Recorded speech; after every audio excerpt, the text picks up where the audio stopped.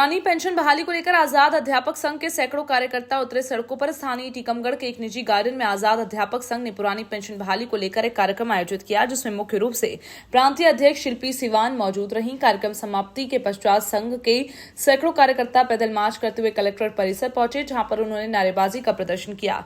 एक ज्ञापन सौंपा, जिसमें उन्होंने मुख्य रूप से राज्य सेवा में नियुक्त अध्यापक संवर्ग राज्य कर्मचारी संघ लागू करना, नियुक्ति के नियमों को सरल करना, छठ में वेतनमान की विसंगतियों को दूर करने जैसी अन्य समस्याओं की मांग की।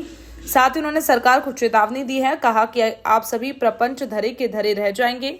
अगर हमारी पार्टी मांगों को पूरा नहीं किया तो आगामी विधानसभा चुनाव में इसका खामियाजा आपको भुगतना होगा। इस मौके पर हजारों कार्यकर्ता मौजूद रहेंगे। देश की और हम सबको आज़ाद कराने के लिए जिन्होंने अपने प्राणों को न्यौछावर किया और अपनी स्वतंत्रता 15 अगस्त आ रहा है, तो मैं चाहूँगी आपसे निवेदन है कि उसमें जर्जर मूर्ति कम से कम हमारे शहीदों का सम्मान बना रहे। सर, गुरुओं का बना रहे या ना रहे, शहीदों का जरूर बना रहे। आप कौन सी मूर्ति की बात कर रही हैं? आजाद पार्क में जो चंद्रशेखर आजाद जी की मूर्ति लगी हुई है, उसे अभी मैंने देखा, वो मुझे बड़ी जर्जर स्थिति में दिखाई दी।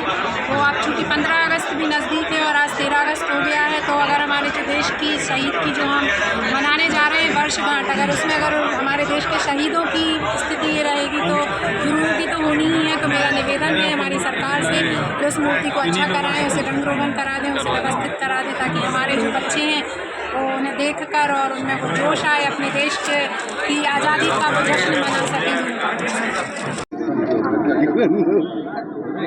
आज जो आंदोलन हो रहा है, क्या है इसका मामला? आज जो आंदोलन हो रहा है, वो इसका मुख्य जो मुद्दा है वो ये है कि हम लोगों की जो पुरानी पेंशन है वो 2004 से माननीय हमारे जो पूर्व प्रधानमंत्री अटल बिहारी वाजपेयी जी जो थे, जिनके द्वारा बंद कर दी गई थी और वो खुद पेंशन लेते रहे। उस पेंशन से वो अपना खुद का पूरा इलाज कराते रहे, सब कुछ किया, लेकिन ये कहकर बंद की गई थी कि पुरानी पेंशन देने से सरकार के वित्त पर बहुत बड़ा फ़र्क पड़ता है, बहुत बोझ आता है।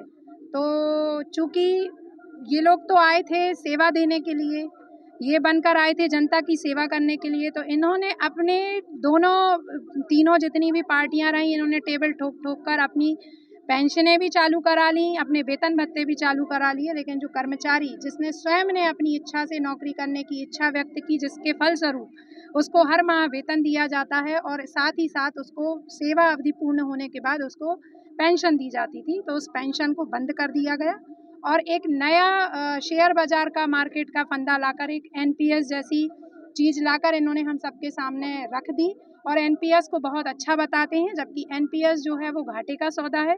और आज हमारा जो अध्यापक या हमारा कर्मचारी जो एनपीएस धारी है, उसको किसी को 800 रुपये, किसी को 900 रुपये और किसी को 1200 रुपये मिल रहा है। और आप सब महंगाई की मार से आप सब भी भली भूति जानते हैं कि कैसी चल रही है। और 800-900 रुपये में आजकल एक गैस का सिलेंडर नहीं आता, तो एक बुढ़ापे में व्यक्ति अपना जीवन यापन कैसे करेगा, जिससे कि दवाइयों का खर्चा ही उसका 1000 रुपये महीने का करीब है। कई बार धरना प्रदर्शन भी किया भोपाल में, और कभी इस बारे में चर्चा हुई क्या मुख्यमंत्री?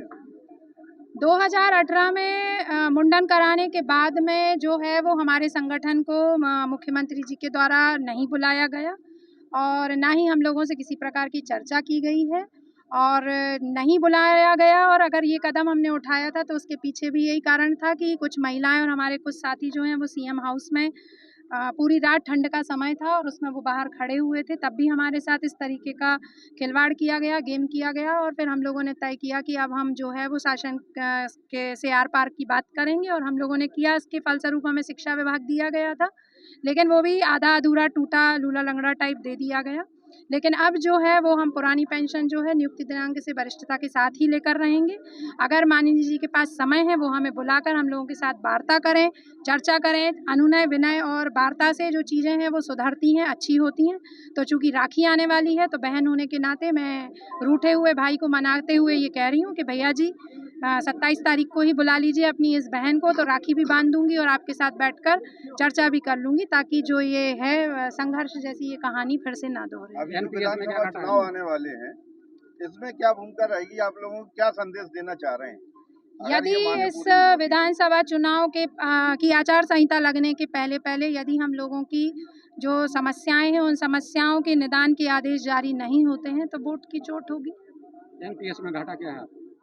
एनपीएस में घाटा ये है कि हमारा जो पैसा कटता है उसका जो परसेंटेज है वो प्राइवेट कंपनियों को और शेयर मार्केट में लगा रखा है, और वो शेयर मार्केट अगर लो जाता है तो हमारा जो पैसा है वो कम होता चला जाता है, और जब एंड में हमारा कर्मचारी जो है जब वो रिटायर्ड हुआ है तो उसको ना तो उस हिसाब से जितना पैसा उसने जमा किया था ना तो वो पैसा ही उसको पूर्ण रूपेण मिला है और ना ही उस हिसाब से पेंशन मिली।